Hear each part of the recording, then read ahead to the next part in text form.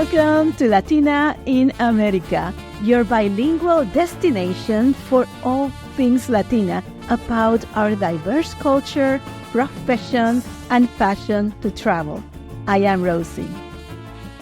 Our special guests will share their career journeys and will take us to amazing places around the world. On some episodes, they will take you on those journeys in Spanish. Así es, en español. So come on and join me. Let's learn and travel. What do Star Trek, a curious mind fascinated by nature, and seeing a Puerto Rican character go to college on TV have in common? For our special guest, they open the path from the South Bronx to a life in science. Today's episode is all about what is possible. Meet Dr. Aidyl Gonzalez, a Puerto Rican scientist with a doctorate in molecular genetics. She is an educator and author whose journey has taken her from the South Bronx to space analog missions and even to Arctic research stations. Dr. Gonzalez, welcome to the show. Ay, gracias, mucho gusto.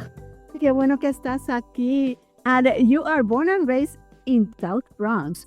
Yep, when it was spicy. I mean, I was there when rap and DJ battles there, 'cause where I lived was the only habitable building. Everything else was destroyed.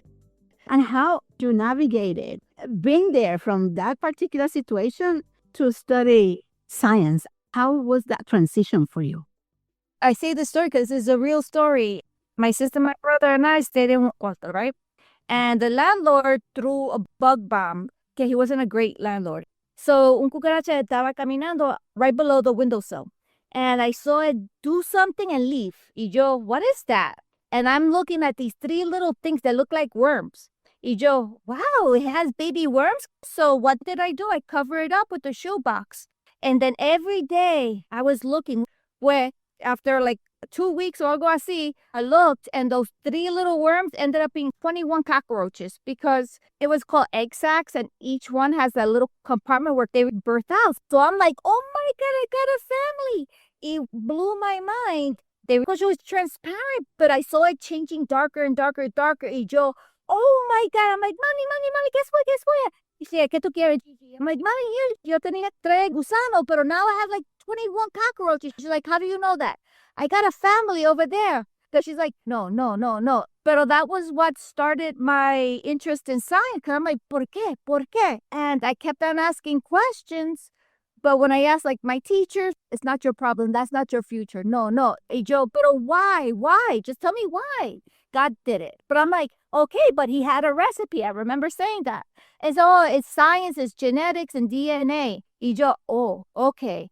And then like every kid in the 80s, we were brought up with the television set and comic books. I always had comic books with me, X-Men. So I started to learn about DNA and mutants. And then read the movie, The Aliens. Said to me, wait, I learned about DNA and genes. And then you could go to college because there was an episode in the Cosby Show where Tony Orlando was there. And I'm like, oh, Puerto Ricans could go to college? And then with Star Trek was with Lieutenant Uhura. Ella parecía como mi tía. Ella hablaba todo, like español, inglés, all these languages she could speak. She's an astronaut. She's a scientist. So I'm like, wait, I could do that. I speak many languages. I love science, but I want to be an astronaut. I want to do that research. I want to do science. They're looking at DNA that is basically connects every life form in this planet. I mean, these 4 little chemicals. I could do that. And it was that. The cockroach is what started it. And then with Abuelo, he was saying, yeah, we all connected. Because I always tried to grow my own food. And Abuelo was like, yeah, somos taíno. We know how to grow food. If that soil, you don't respect that, it won't respect you back. He taught me how to grow sweet potatoes and all that. So putting that together is what brought me into science. And what has been your experiences once you became a scientist that you are able to share with the public? Because you have a way of communicating your findings and your journey, especially on Instagram. That's where I found you. And I was obsessed because I love science, but the way you do it, you are able to make us excited about what is going on in science and the reason why. So I invite everyone to go to at Real Dr. G on Instagram because it is a journey that you do not want to miss. So tell us about your recent trip to the Arctic and all the technology and the research that you did there. Oh, that was amazing. I never thought that I will ever see such beauty. I was fortunate enough to earn a grant to study microbial health, certain areas in the Arctic from Greenland, from the northern part of Canada, all the way to Iceland, and in these areas in the fjords that no humans really go to. And also I wanted to see the effects of microplastics because in the lab, as I study Alzheimer's and I study soil health, and I see a connection there. So I'm doing like a parallel research of understanding the genetic pathway that Alzheimer's starts and how those proteins could aggregate. I'm looking at diabetes 3 Alzheimer's and what you're eating, epigenetic factors. So I was fortunate to do the epigenetic, look at epigenetic factors by looking at soil health when I was in the Arctic. Way beautiful. And I found microplastics everywhere, but I found worms as well. And I found a healthy microbial system. So it's an early onset of micro and nanoplastics present, but not addressed early on to curb that. It can actually change the health of the soil, especially underneath the tundra, because it's salt life. It was beautiful life. But what was the most interesting for me was I found the worms, and there's not much plastics because it was out. Definitely it's airborne, so we're having an impact. But it was the stories when I was doing the science. Every once in a while, I met children and kids and adults that were native from Greenland and Iceland. They haven't seen visitors from outside in a long time, like 8 months, because we just broke the ice. Bueno, ¿qué pasó?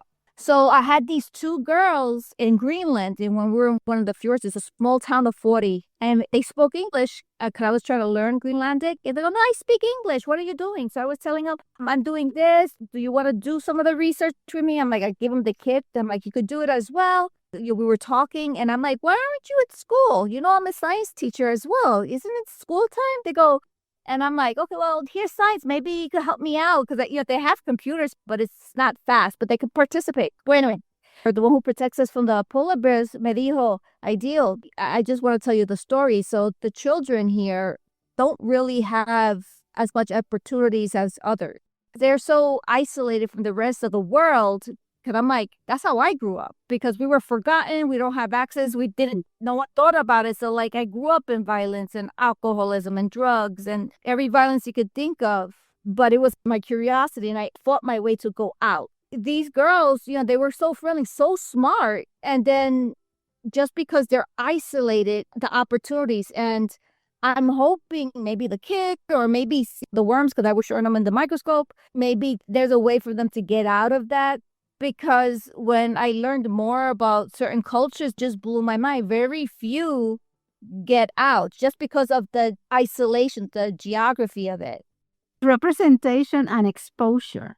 These two together, ¿verdad? Si eso no están, pues es muy difícil. How can you know what you want to be? You don't even know that exists. How could that possibly happen? So those two, when they saw you, that is representation. Oh, okay, she has similar experience that I did. And then the exposure, look what you can do with this experiment. Look at the things that are available. Find a way to see what is possible. And that's what I love what you do because you constantly remind us what is possible. And then anybody could do it. You don't have to be a scientist to make a difference. I just happened to fall in love. Science saved my life. If I didn't have those opportunities and I didn't find those key people, I would be dead by now. I know that for a fact. The death that I saw was very young death. And science saved me, especially now in this age.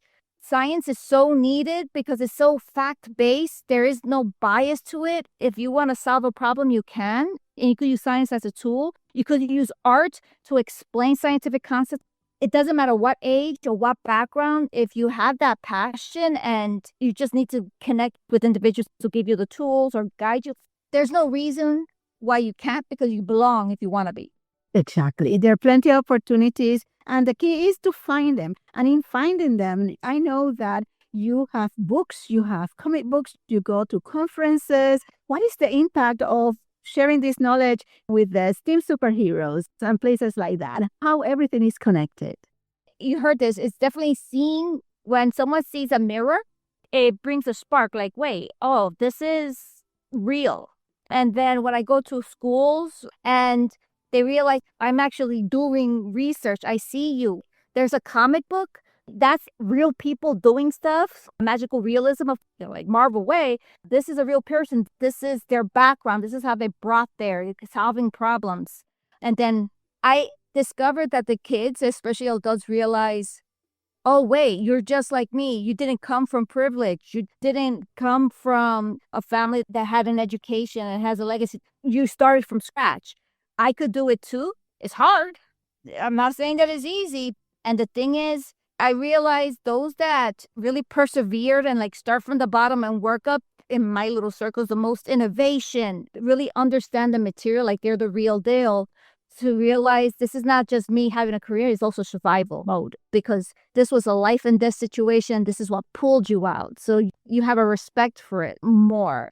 Sí, ¿verdad? Y en esa trayectoria que tú has tenido, what have been the key mentors or what are the things that they can do or that we can do to start breaking like you did in the Arctic, breaking through the ice, like breaking all these obstacles to get you where you are? There were key moments in my life. I really wanted to be Star Trek. I want to be that. I could do that because I saw my face. That was one. In high school, my grades were not great. And there was one person, so his name is Dr. Eddie Knows from RPI. He passed a couple of years ago. He was talking to me and said, you want to go to college? I'm like, yeah, but my mom and my father says that's not for me. That's not for people like me. So he's like, no. You sound like the real deal. He was asking me questions. He's like, I'm going to get you into college. But I had to take out loans. So when I got into RPI, I had 2 jobs and I was studying 24/7 and I was failing out of RPI. And I'm like, I don't know what's wrong. I'm studying. And then this guy who happened to be now my husband, he was a learning assistant.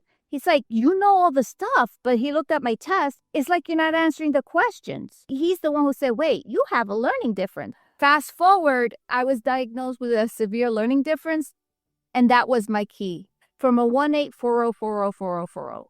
Then when I was at Caltech, I realized I was the only Latina there for a short time. And it was a few people that saying, you may not have the same pedigree as others that went to Caltech, and you have a different way of speaking, but you're the real deal. I had to code switch a lot. I had to be brought in by somebody to vet me, and then I would listen to. Finding those particular moments. And then I realized the most important thing for me that I kept on persevering is I didn't want to die. I didn't want to be a statistic. And when I saw my last friend die, that's what drove me. That's something that we take with us. And it's amazing how we remember. I remember my second grade teacher. She was one person I will never forget. Then I remember one professor in college. She didn't see stereotypes people saw. She saw the human. ¿Verdad? That's why in RPI, I always did 2 careers, education and then my science, because I didn't like educators saying, no, you already have a predefined path. And that's what I was told a lot. Or you're not that bright. So that's why I became a teacher at the same time. I literally was working in the lab and then went to teach and then had my kids. I was doing all 3. At least I could say I'd never do that to a kid. That's why I purposely taught. I trained teachers and I always wanted to change science instead of looking like an ivory tower that only people with white coats wear. No, you could do it. You could talk Spanish and English or Spanglish como yo. Bring your authentic self because that will make the science and the research even more powerful because there's personality. Because you care about it so much, you're making sure it's so tight and that you want to share it to make sure it's even tighter because it's going to benefit humanity. One thing that I'm always conscious of, if I'm doing research, there's an educational component and it's not me just giving curriculum. I'm in there with you in the trenches because it's not a one-size-fits-all in education. As a person who's learning different and neurotypical, you speak and think a different way and you shouldn't standardize learning one way because you're really isolating a good magical population out. One of my favorite teaching experiences, which I still continue on, is when I started at Bridges Academy, twice exceptional students. And I have like a heart with that particular population. Absolutely, because it's that invisible glass that we are breaking, and it's approachable and we can do it. And that is something that I've always been fascinated. It's a matter of aligning what we want to do with the people who are doing it and finding that balance that, yes, we can do this in jeans or we can do this in a white coat if that's what you want. And intelligence is important, but I think more persistent and the drive. Those three things, because sometimes you don't know what you don't know. And the thing is, you have to keep yourself open to say, I didn't know that. My bad. I didn't see that perspective. Because when I mentor students, young and old, in research, we're in a dark room and each of us has a flashlight. And we need to describe what we see with that flashlight, because you over there, I can't see it. We communicate and then we start piecing together a way to get out of the dark room. That is what science is a collaborative effort to help one another out, to have a peaceful, beneficial, happy life. We shouldn't be struggling as much as we are right now. Talking about that, let's talk about what we can do, individual as a community, what we can do with all the different cuts in science that are happening. What can we do to influence? I'm even affected by the cuts. So I only have like about a few months, hoping a year left of my funds to continue my research. A lot of the technicians, staff, postdocs had to leave because there were no funds. It was very abrupt. I'm still in the game financially to do my research because I have a couple of grants up and I'm hoping I will get funded. But that is hard. There's so much domino effect because not only about me or the scientists who do the work, there's more to it. There's the maintenance, there's the safety, there's even keeping the building safe. It's also getting into clinical trials. So if you have a loved one and there's nothing else that can be done to save them, and when you ask the doctor, is there anything else? Well, there's an experimental thing. We're like that last hope. And we do that with passion and love, and we want to help others. I will say, please, please, please, everyone, even $5, $1, whatever it may be, it has to be outsourced right now, research. So if there's a particular research or whatever it may be that you are really passionate about because you see the effects in your own home from climate adaptability, just like you could actually see where your money goes. You could say, here, I want this to be addressed from this university to solve this particular problem. I hope this at least help fund the research to keep the scientists or keep the freezers on, at least to not lose the samples. Because in the lab I'm in and in many other labs, even samples that are 40, 50, 60 years old, from tissue cultures to sperm to my worms, other organisms, if there's no funds, they got to pull the plug and we lose all that research. Even just to keep it there costs money. So we need to crowdsource, because if you believe, you could fund the work. And here we are sharing with you what we can do, what is possible. I'm fortunate that there was this person who found my story. It's from 311 Studio Productions. There's a short documentary of me that they're hoping to make a series. It's currently a semi-finalist in the Brooklyn International stuff. I think there's going to be a voting process, so you could watch it, and if you like it, vote. But I just really want everybody to know, if you need access or resources or need me as help as an educator, as a scientist, as a peer, as a learning different individual, contact me. If you want to participate in the citizen science that I have to develop agency, I'll literally send you the kit and I guide you through the research. All I need is 1 year from you, 15 minutes to a half hour a month that you do analyzing the soil, taking pictures and uploading into the database, because it's actually giving us a health check of what's going on in our planet, what's happening in our soil. And everybody has access to that information so they can actually solve a problem if they want to do that. Or for high school students or grammar school students, they could actually do a research project and submit it to the science for educators, how to integrate different disciplines within this system. So the students can actually see themselves and always know that science research is multicultural. And do not forget the art, because that's the humanity within this project. Dr. Gonzalez, it has been a pleasure. We only have a few minutes left. Where can we find you? Where can people find more information about you and the best way to contact you? I have a website. Contact me through there or through social medias. At Real Dr. G. Dr. Gonzalez, muchas gracias. Ha sido un honor hablar contigo. And let's keep in touch because we want to keep learning from you and we want to keep knowing what can we do on our side. So muchas gracias. Bendiciones. Thanks for finding and subscribing to Latina in America so you don't miss a thing. And if you like this episode, give us a 5-star review so we can be put on front of more listeners. For details and show notes and how you can connect with and support our guests, please go to latinainamericapodcast.com. Email us at latinainamericapodcast@gmail.com and follow us on Instagram at Latina in America. Links can be found on the website.